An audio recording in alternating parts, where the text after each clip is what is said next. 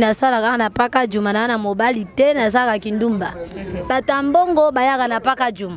Au moins na dimanche bwe ba samedi ata ndenge tozabwe mibali penja bie au moins papa tika bana sundola bana yeka na paka juma. Baye koluka kabisu. Bon, ça va, mosala kindumba. Bika on na paka juma batu nyonso babake non, paka juma ya quartier kindumba. Vrai. Mais soko koti na paka juma awa ezepe na basi moso ba serious koleka même ba libanda.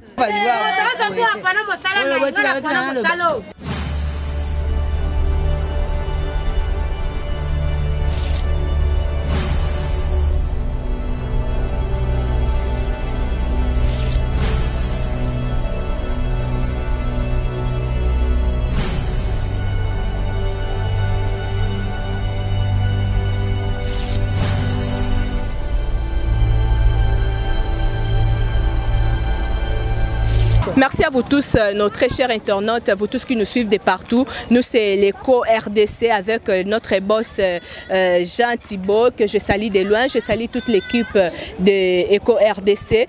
Tokiti na kati ya paka juma, poto bete suma sola paka juma, to eba nini o se pasaka na kati ya paka juma na cadre ka émission na bino environnement avec votre humble servante Samantha Ifo du Mama Bonheur. Ba otu bolinga kabiso vraiment bozala branché, scoté, cimenté pour na kolanda émission na bino y environnement qui est toujours présenté par Samantha Ifodi et qui est toujours coaché par Titi Kadima. Tobenga ke mingi mobutu misapenzambe, un petit homme mais très intelligent. Donc on a benga ke un grand homme dans un petit corps, très intelligent vraiment Titi Kadima que je salue de loin. Restez branchés, sans plus tarder, je vais déjà rejoindre notre quartier Pakadjouma parce que je suis déjà à Pakadjouma. Je vais entrer, je vais parler avec mes invités. On va débattre, vous allez découvrir la réalité qui se passe ici à Pakadjouma. Restez toujours branchés, merci.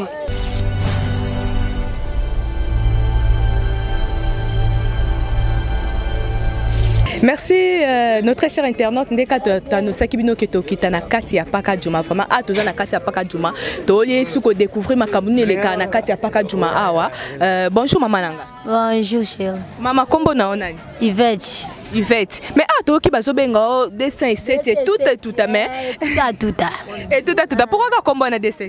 Dessin 7. Pona ni kombo anaka? Kombo ambiance. Kombo ambiance babi dessin 7 me makanyoso c'est que yo po me makanyoso. Nyoso tu poilu. Voilà poilu. Dessin 7 tongi toyeba. Na kati ya Pakadjouma musala nini o sala kana kati Musala nini na sala kana Pakadjouma na mobali te na sala kindumba. O sala kindumba. Dese siko ndenge ba client na bino bayaka. Bokuta na kapena batu mususu ayepe bo l'équipe ya pesimbongo te abimeli yo yanki bayaka pe. Pe babeta makati bazaka biete. Ameki to beti. Ebe za bongo na ndenge na ngaso yelinga kiyanke ngape yo yanke ngape yanki. Po musala kiyanki. Pande to kuta na kabo aya pesinga mbongo te ya kutinga veke bele bande ba pesa ba musutu zembenga ba pesa nga biso ba pesa biso mbongo mais soki oyena Pakadjouma ne ya kiyange okuta pe basi apaka balenda DCC melelo o soki pe papa moko boyaye alobi vraiment non DCC ngana lingi vraiment koma yanga moko za rasu awa te alongoli o awa okondima yango na konjima yango po ebele to balaka ya musala to botama nango te ngoka musu na za musala na pasi na mobala malonga te na zipe mobali na zui mobali ebele babala to balaka ya kuchimi ya ifo ka kindumba te soki mobali abie mais ba escroc to ngande ko bala te po ba escroc ebele na Kinshasa. Bascro bien na Kinshasa DCC mais par rapport à Barimer o ezobima ndenge batu balobaka kino Pakadjouma makamunyo so Pakadjouma ba musicien ba yembela Pakadjouma to ebite soki awa pe ba musicien bayaka soki pe ba politicien bayaka ou bien ezala kaka bino na bino kaka eza biso na biso te ba musicien ba star bataminene batambongo bayaka na Pakadjouma au moins na dimanche bwe ba samedi ata ndenge tozabwe mibali penja bie au moins papa tika bana sundola bana yeka na Pakadjouma baye koluka kabiso mobala zoko so na lingaka te mais na minute bazaka na Pakadjouma ba pesa rabino à peu près combien ko pesa ndenge nini biso eza mbongo to boya mbongo te opesa nga 2000 opesa 1500 tozwaka ba 3000 tozwaka ba 15000 tozwaka ba 10000 ezaka koyoka na mwasi mobo pe $100 $100 ekutu muke ata ba 200 ata ba 500 tozwaka mais balobi ke mibali musu pe baza na kati ya paka juma bango moko vraiment batia basi na bango na musala wana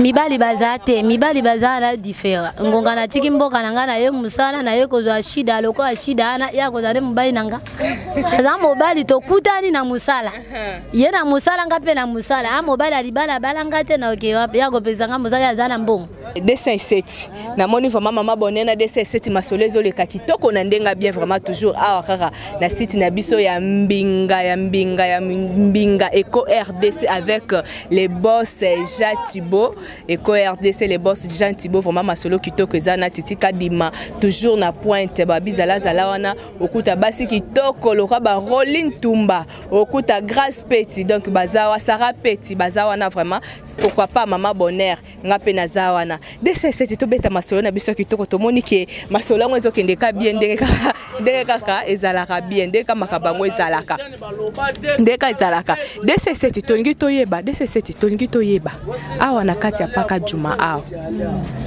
des fois batu mususu bazoleka na butu balingaka te batu baleka couple na ebite batu balekaka pe mwasi na mobali bokoye koleka po balobaka ke na butu mwasi na mobali bakoye koleka te mwasi na mobali pe balekaka na butu mwasi na mobali baleka te ndenge nini biso toleka na ba chéri na biso bango pe baleka na ba chéri na bango mabende ndenge bafingaka biso tosepelaka te moto na moto na musala na ye yo koya ko critiquer moto yango anande epesa biso kanda soki yo oleki na papa boto finga te yo fingi moto biso tosepela te yo ko négliger musala biso linganda ba négliger musala na biso te po yo leki na papa jamais tokanga te papa akoki akeya tiki mama na sima zongeli biso ok c'est un église bango te mais bango baya ande ko finga biso pe tolingaka te biso ana topotana na bango. Voilà, j'espère que interview ya DCC c'est ici bongo l'honorable Didier Lomanga na Angleterre na bosani pete Roger Coiffure na Lausanne Roger Coiffure babiso lingi basalo basuki ya kitoko na Lausanne donc ezaka ke par Roger Coiffure les seuls et l'unique bébé yoka na Suisse bambote belé na yo DCC na ebite so koki ko pesa numéro na ya téléphone pona bande ko pe ba Holanda biso o pe bangi ba contacter DCC. Numéro nanga téléphone ezela na bimisa. Toujours soit nga contacter DCC numéro na ya téléphone eza plus 243 090 73 12 819 plus 243 090 73 12 819 DCC liloba nini ya suko koki koloba na batutu balandi. Liloba tu na landi to na posaka ka basu nga DCC na paka juma kombo nanga DCC mama Yvette na vandi na paka na pola na rai taka na vandi na komande Eric oki ridela bajen taka kometi na tiki njoli mwana mboka na ngai ya bokote ngaya mwana bazanko sobolomba befale tozi mwana bwende na tiki kaka kili na biso tu tovandi to na biso bien mais na miniti oyo iva bosunga ngai patu bobenga ngai no bandolo ba makambo taka milio ezaka oyo loba makambo mbutu mais bobenga partout na loba mais boyela ngane mbonga bien bolatisa bien. Merci beaucoup à vous tous. L'ambiance continue toujours dans le cadre de l'émission Nabino et Environnement. Tous à la toujours branché.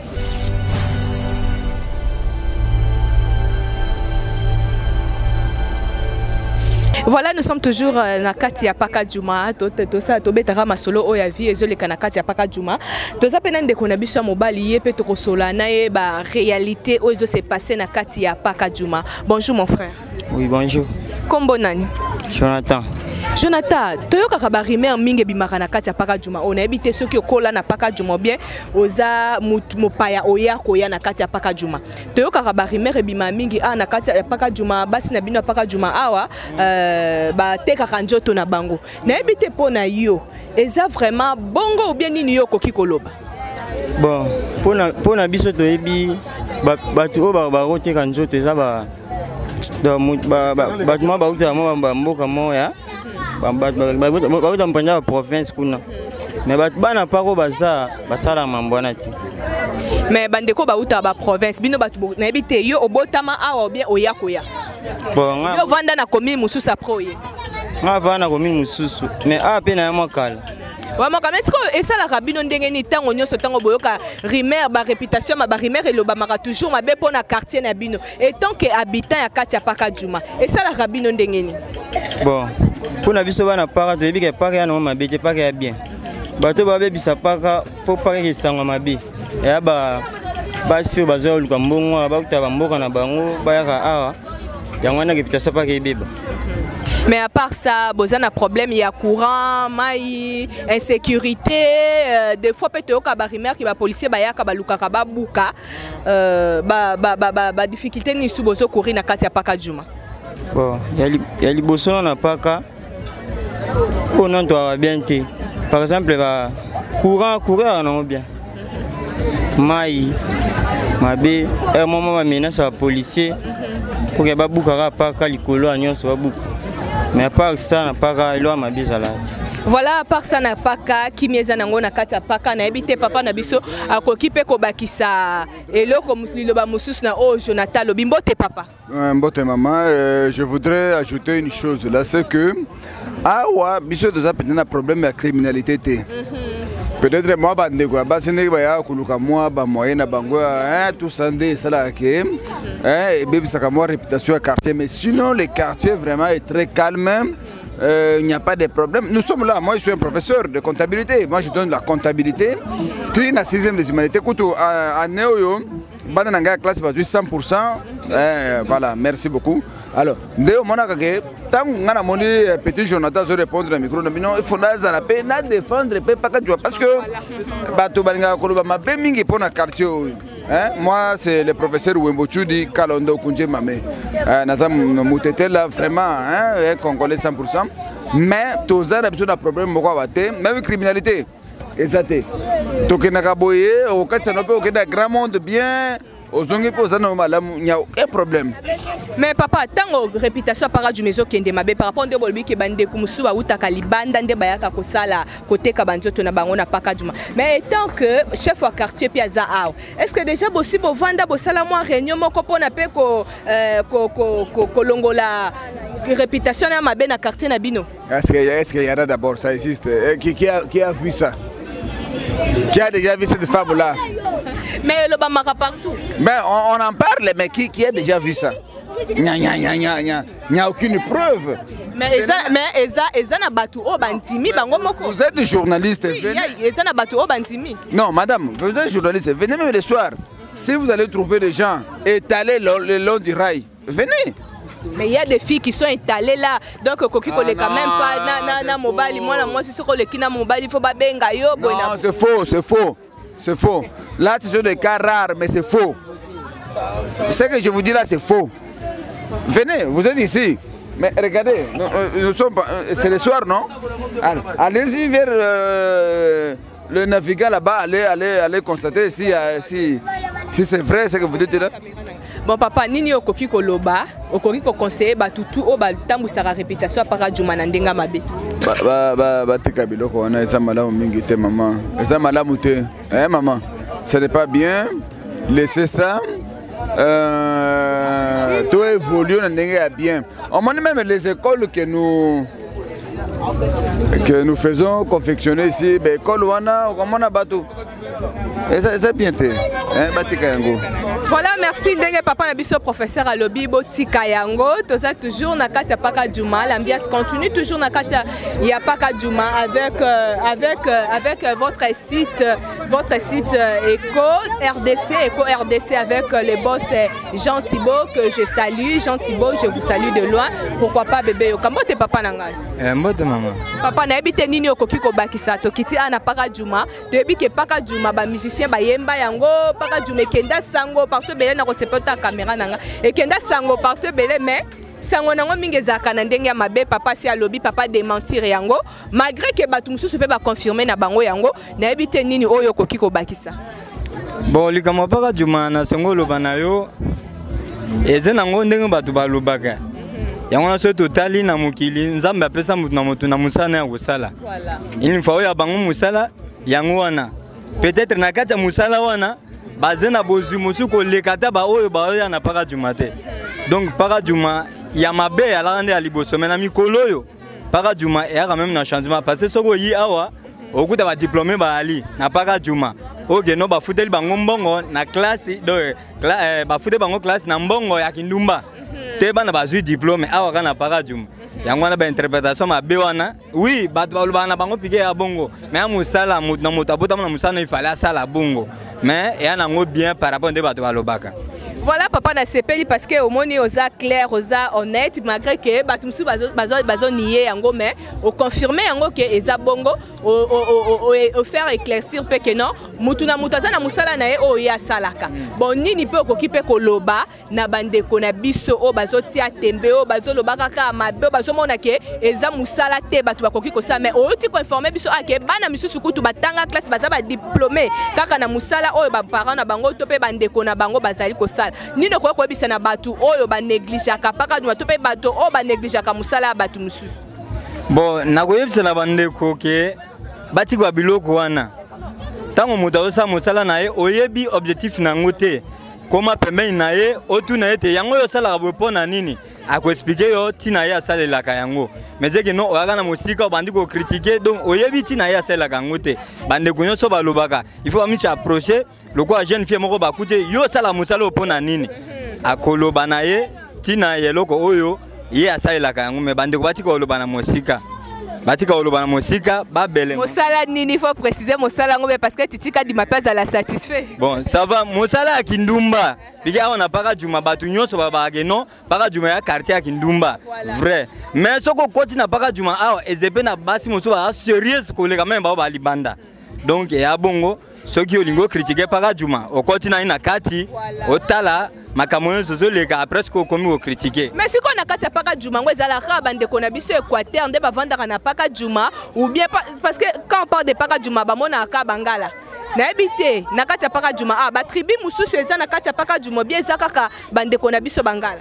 Bon na paka juma bangala bali donc bangala ba ebele donc na lo ba tribu nyonso e ali mais si ko o e dominé e a bangala mais ba tribu nyonso e na kati baluba pe ba ali kala mingi te awa to mona ki baluba na bana ba bundaki awa pona nini bazowela quand même bisika c'est pour dire que mon ba tribu nyonso e ali mais bangala ba quand même ebele mais si ko na musala kindumba ezaka bangala nde basala ko be ba tribu nyonso e a seulement bangala te donc tribu nyonso esala ka kindumba même na sengo bon nasungo ke na yo pa na tribu mosusu ke non a mongala te na zo na bitala oyo a mongala te mais asala ka kindumba vraiment donc merci beaucoup ndeko na biso to bite nini ya siko ko bana mpe papa na biso soki azana de loka ko bakisa ata pona sécurité ata pona éducation ya bana awa na kati ya paka juma papa tongi to yeba éducation ya bana na paka juma awa et c'est pas ça ndenge nini bana paka juma baza bien éduqué baza bien instruit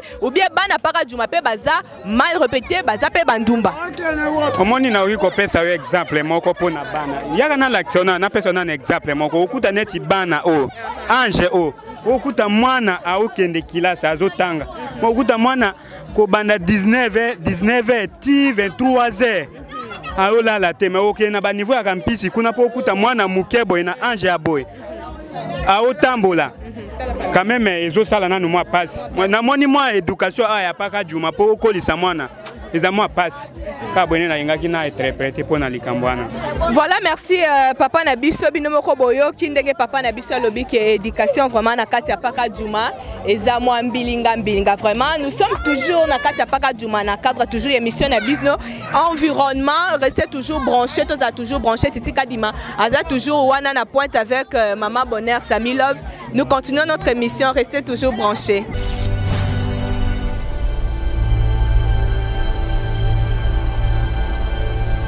Tokiti poto ye bandenge ni bandeko na biso ya paka juma bazo vivre toza bongo na bandeko na biso nde bomoni batelemi pembe na mama Bonheur awa turobeta pe masolo na bango elongo mbote papa na ngai mbote papa tala caméra na nga kombo na onani kombo na nga Jacques Zako papa Jacques Zako nangi toyeba na kati ya paka juma oyo obotama na kati ya paka juma bien oya koya na kati ya paka juma bon ngape na botama wate na yaka nde koya ko visiter famille na ngezalaka bon na yebi paka juma très bien. Eza malamu loko yebi paka juma très bien papa Jacques tolingi toyeba éducation ya bana na kati ya paka juma awa ezalaka ndenge ni bana baza bien instruit bana bazo tango be bana baza mal éduqué par rapport à la réputation au quartier au ya paka Djouma et bana. Bon, par rapport aux informations, je suppose que ce sont des informations que vous avez presque recueillies. C'est ça. Mais les enfants n'étudient pas. Environnement, ils ont mabé. Bana bazo tangate bazo sakalata na salité. Ata mutu moko te ya bonne volonté akoya po bongisa wa azalakate.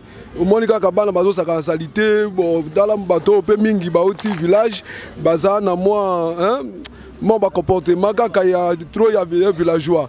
Mais ça kaka ndenge besoin information c'est ça la réalité. Mais à part ça sécurité, courant, maï, nyos ça quand même bien. Alors là comment ya malongeza te, courant ezakate. Mais pesate sécurité bon mouké sécurité pour bayebi que za zone moko un peu bidonville il faut ba ya ka kotia sécurité pour ba infiltrer ba kokota mais en dehors ya sécurité makamsu wana eza fouti. Mais si on ndenge pe batu ba lobaka ke Kindumba evandi anakati ya paka Djouma makasi papa yo étant que aux habitants aux mutu o yebi vraiment paka Djouma makasi Kindumba na kati ya paka Djouma il paraît que na basi ya mabala na basi libre basaka ka Kindumba na paka Djouma est-ce que ça ya solo ou bien ça ya lokuta? Bon maman sur Kindumba ça c'est une vie collective. Même partout dans les communes où on a pas du matin, Kindumba pesa les marques comme partout. Mais comme qu'ils ont mis plein à Kajakin, la situation on a peu exactement les kamuke mais na mona ka penza exactement mutu na vie na ninga zo mené. Bon baza ko sala mingi ka pona passe. Conjoncture pour mutu azata 1000 francs ko lia exacté.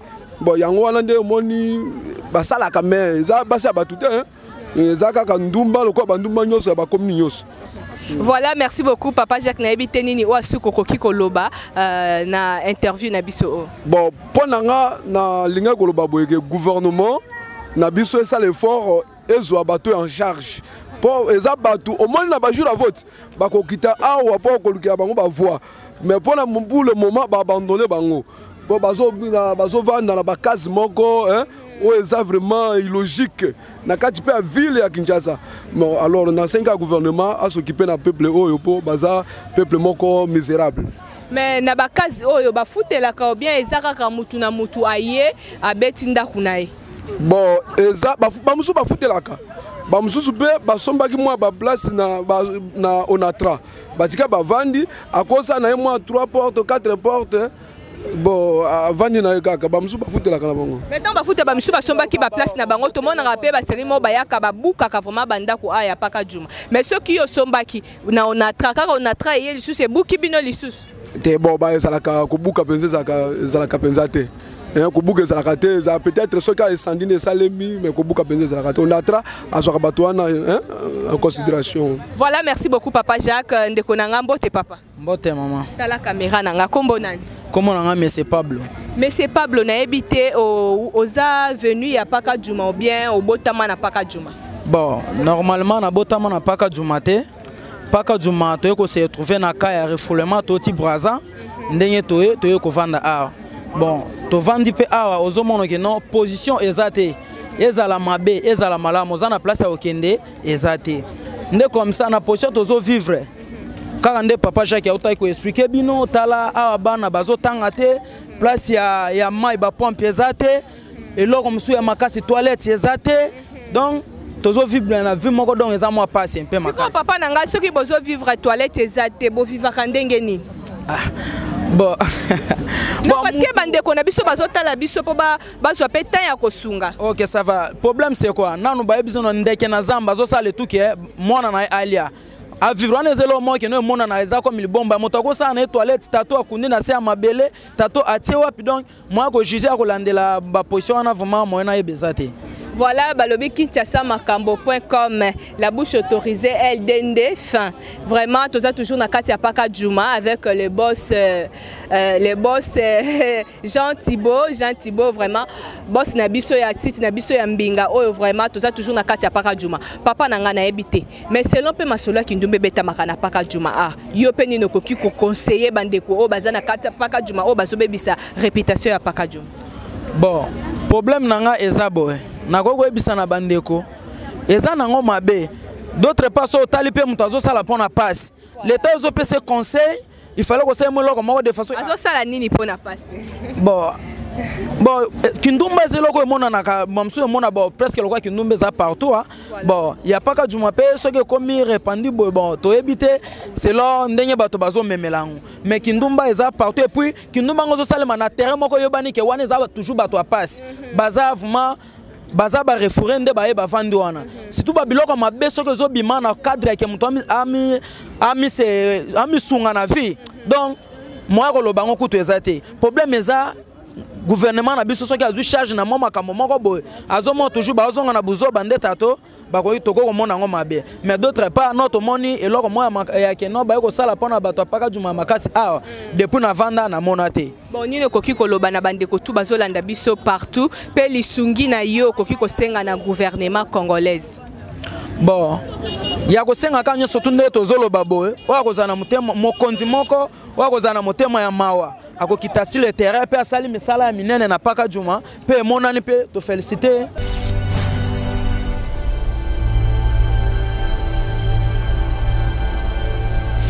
Voilà, tu as toujours na kati ya paka juma to kuti pe ba artiste na biso ya paka juma ah vraiment tellement maman bonheur moi ito yepe sa makamingi na kunga to yoka pe kunga to découvrir pe ba artiste na biso ya paka juma. Bonjour star. Ouais, bonjour Oiza bongo artiste bébé wewa. Bomoni vraiment culture la musique to sala yango ezo mema biso vraiment trop to za la basé na ba paka juma to za basé na ba site morobo ezo senga ba baza vraiment na moi et le romo bezo zanga muke de façon que to soutenir na ro baksa bango le quoi ba maele vraiment ko soutenir à venir surtout beaucoup plus na bana yango tozo landela vraiment ezaka paka juma te ba sa ba quartier belé to sa les fonds na bika le ko za maman journaliste amene mboko maman bonheur na bika en tout cas mambo ezala vraiment batnyos ba découvrir biso artiste na biso tongito yoka moi le kunga moi c'est la biso na cadre moi le kunga moko a capella moko vraiment ba sentir pe que na kati ya paka juma a vraiment pe ba star pe ba vandi makambu to evandi eza te kande batu bazoka ngona ndenga kindumba no ezaka te na ndenga kuluna ezaka te na ndenga mabe ba sentir pe que ba artiste pe baza na kati ya paka juma. OK non c'est pelisa bat na nzembo ekangi Kongo mikolo ozo beta pointi coin na ba transco ozo beta parci par là bat ba yo kango yonde bat ba yo kango ne toti na répétition siko. Nakoma kolela, nakoma kolela, nakoma kolela, nakoma kolela, nakoma kolela, nakoma kolela, mbaka e malembe, mbaka e malembe. Desansete ya bato innocent zala kanena likambo te o bakamata komba munene bapesa ye esprit de mort nzoka fote zala kepa ya moto wa jaliko kumbarara fote mosusu e utaka pe e pa ya banvoama akoloba na chauffele yelanga avec ses mains 100 000 sofe la commune 17 la zali kaka na 50 000 aleka na nzela ya chango toyoka kuna embouteillage tango nzela ekofungwa makobanda kokumba mbangu akangisa vexema na carburant na mbwenge akangisa vexema na carburant na mbwenge na sima tokomi komona badega bato bakokufa mbakumba e kumbaka vraiment na sentir makambo kitoko kumbaka ale kumbaka e babi wana vraiment na sepeli fort bozo kabama wana babiloko ebele babiloko ezebele mais le quoi to préparer na nous pour l'avenir toza besoin ba soutien to na besoin ba soutenir mais na kati ya paka juma a artiste bozaka bino moko bien boza ebele groupe eza na moni pende konanga pembeni avant nano na pesa ndeko nanga parole bozaka bino moko na kati ya paka juma yonde leader ouais nga leader artiste bébé wa pena mboko essayebi na ça déjà ba œuvre ozo mona na bon na moni ke maile ya œuvre nga na sala ezo senga ba lokwa na pesa éducation makasi ezo senga fona travailler makasi na bano bazana moins retard ya développement classe et senga to aider ba parents na bana nde bomo na modèle elonde komi bana ba to saté bana ba banga te il faut to sala effort ya pesa bana pour sa classe ya moi tozo la ne bona ba pona landeli vraiment nsembo na ezaka réalité ya vie o tozo vivre lobeli o tei ba patron o tei ba chauffeur o condamner pe bato pourquoi ba condamner ka ba chauffeur o faire voir bango nini o esala kake 207 ezala ka ba accident ba za chauffeur a 207 ba za ka mbangu moi te sola ndi bien mikolo moni ke moi ba accident pene diminer il suffit que ce 8 ans o yo kanzembo na trop na bi ke nzambe vraiment cha grâce ba changement ko ya pour Namboka o bo soutenir biso ba artiste toza vraiment na ba œuvre na biso mais ba pa pesa biso ka moyen makoki vraiment za la poto ba neni to diriger à venir à bana pour na lobby. Merci beaucoup leader na PCP maloba na ndekwaza mopanzi na ngai mbote papa. Bonsoir yeyo. Kombo nani? Nga DJ ngo bayoka yeyo DJ Bebe 4 Bebe yeyo. Oh bébé we wazo bimisa yeyo. Kalate bana kinbo yozwa ba beta na bango. Baya baluka sikise na. Mais ça la biso pe loko moko boto mona vraiment bino nde batu bosimbi paka. Na lindanda. Biso yemba na bati ba o ba beta ka bataka te. Biso yemba na lindanda. Voilà. Oza dasa paka Juma. Bayiba te. Te bayiba pete. Ya merci bayiba ndete boyiba te. Ah. Paka Juma ngo. Paka Jume. Paga Juma ngo. Ale mwasina barande na mbongwe. Misala yanda kukutwa yebite. Kulambela mobali kutwa yebite o. Yango ngana deside ngana ke yo na ke ina Paga Juma. Star. Comprenez, c'est l'ambiance qui se passe sur Paga Juma, toujours dans le cadre de votre émission, Environnement avec Titika Dima, Balobi Misapenzambe Tobenga Kaye Misapenzambe Zalawana, Tozawana, toujours dans le cadre de Paga Juma, dans le cadre de l'émission Environnement avec Maman Bonheur, Samantha Ifoji, Toza Bongonaye, Mokomosa Pembe, Lori, Roline Ntumba, Bambote Bele, na yo, Babizue Bele, na Sarah Petit, na Pesibino Bambote Bele, Babi, équipe Mobimba ya Ekoya de la RDC, Tozawana, na Katia Paga Juma Star. Na ebiteni no koki koloba, na batutu o batalibino, et puis conseil ni no koki kopesa batu o ba négligera Paga Juma. To découvrir makambo Bele ana Paga Juma, ba artiste neti bino ba tanla et vandine makasi ana Katia ya Paga Juma, to découvrir à part ki musala kindumba, makambo Bele sécurité totale awa na Katia Paga Juma. Ni no koki kote ya koloba na batu o tu ba Holanda biso. Ouais, elo kanga na lo babalo belo moko soso pe mazanga mboka te. Donc partout belema bien bazali. Donc au kanisa lokwa so landi kombwana au mona c'est comme si eza basé na C. Mais OK na C te batala bazali. Mais il suffit esengande texte moral et kotande ya makasi o ko changer à venir pour na ba para ba bandeni to soigner pour batala batala bazali. Donc baza vraiment makasi po moni nga na salle musique na ngiringire na botam na ngiringire mais na ko découvrir batala mususu et puis na ba expe ba maile mususu. Même na Paga Juma to sala ba mambebele vraiment auto ça na katsa même ba théâtre ba film to travailler pe na belema za batu ba lembate toujours ba tchara bango vraiment maboko ba soutenir biso ba artiste et puis na ba message to yemba beaucoup plus yango na des photos utiliser makasi pour permettre bana baza na social tanga bana balinga classe bana bato sa ba parents donc yo moni ke mikolo ke ba parents ba souffrir la dimension bana ndenge bazo évoluer donc biso photo ça l'effort yo moni na ça l'effort na zoa toujours bana na encadrer bana bakola na moral mora bien et à venir lobby ezala bien pour msana biso ba artiste. Voilà numéro contact pour na bande retour o bakoki ko joindre bino ko bino facilement babenga bino numéro nini pour na ba dédicace pour na ba soutien ba soutenir bino sur pesa numéro actuel. OK, numéro de téléphone na biso ezali 082 51 58 567 plus 243 082 51 58 567. Donc to sepela vraiment batu bo soutenir biso to répétera chaque mercredi, chaque vendredi, chaque dimanche de 14h à 17h. Donc boya vraiment wana bobenga biso boya bozwa adresse Maman Bonheur to bo sanité vraiment ba caméraman na biso ba chef na biso Titika Dima Mobutu bana kawele na bo sanité ngiringo tene tomira jamais belema mais merci beaucoup Bobeta Lindanda na bino vraiment merci à vous tous qui nous ont suivis de partout. Nous c'est Eco RDC, restez toujours branchés. Je profite pour saluer tous ces gens qui nous soutiennent de partout, tous les mondes qui nous soutiennent de partout vraiment. Je n'oublie pas les boss Jean Thibault, je te salue de loin, je salue Didier Lomanga, je te salue de loin, je salue Gilles Vakatanga Monopole, je salue Richard Mapuata na Lyon, je te salue. Na bo sanité bébé Yoka na Suisse na pesio bambo tebele, pourquoi pas à Ambroso Tona en Angleterre, je te salue Ambroso Tona en Angleterre na pesio bambo tebele.